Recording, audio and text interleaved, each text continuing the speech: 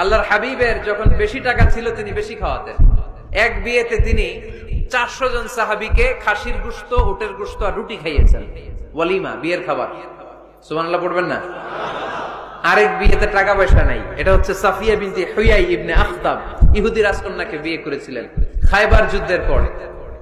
তো ফিরে আসবেন, আল্লাহর হাবিব বললেন এখানেই বিয়ে করব, মরুভূমিতে আমাদের বাসর হবে। বাসর ঘর সাজানো হলো, আল্লাহর হাবিব বাসর করলেন।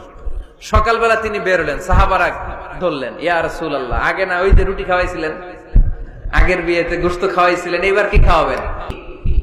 এবার আল্লাহর হাবিব বললেন সবাই হাত পাতো। সবাই হাত পাতলো। আল্লাহ রাসূল সাল্লাল্লাহু আলাইহি ওয়াসাল্লাম হাতের মধ্যে একটু ছাতু ধরাই দিলেন, বললেন এটাই বিয়ের ওলিমা।